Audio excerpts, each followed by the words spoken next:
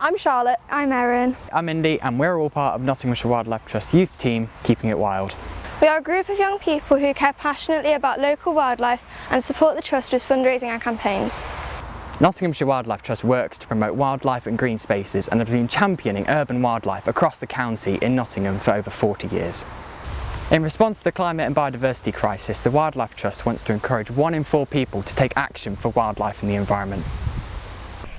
Sadly, 41% of our insects are facing extinction. Our bugs, beetles, butterflies and moths are all dying out, up to 8 times faster than our larger animals.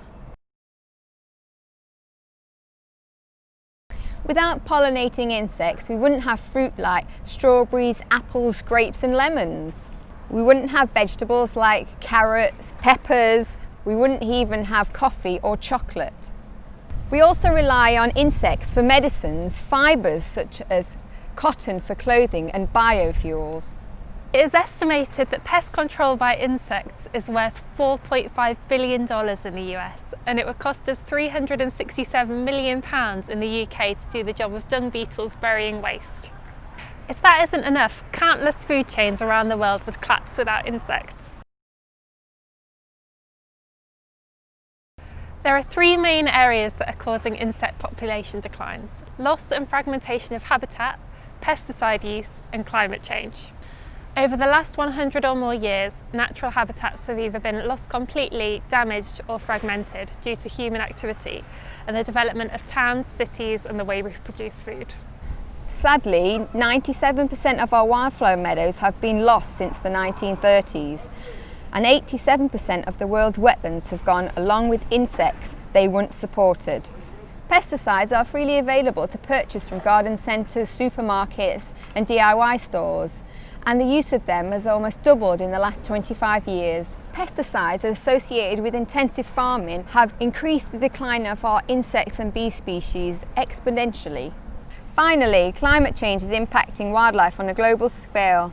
The area insects are found is shifting with the climate. For example, European bumblebees are disappearing from the southern parts of their usual range. Because we are putting extra pressure on insects due to pesticides and habitat loss, it means they are less able to cope with factors such as climate change. One of the best ways to reduce your carbon footprint and to help local wildlife is to reduce or avoid the use of chemicals in your own garden or perhaps a community or school garden. By cutting out or cutting down on pesticides, you'll be helping to reverse the decline of insects, such as our vital pollinators like bees, and you'll be reducing your carbon footprint at the same time. But we need at least 1 in 4 people across Nottingham to take action to really make a difference.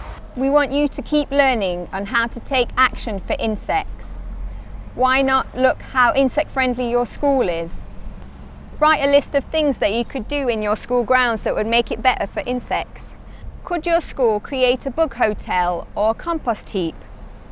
Have some wild areas or have wildflowers growing? Why don't you write a persuasive letter to your head teacher or governors at the school and ask them to make a difference for insects in your school grounds?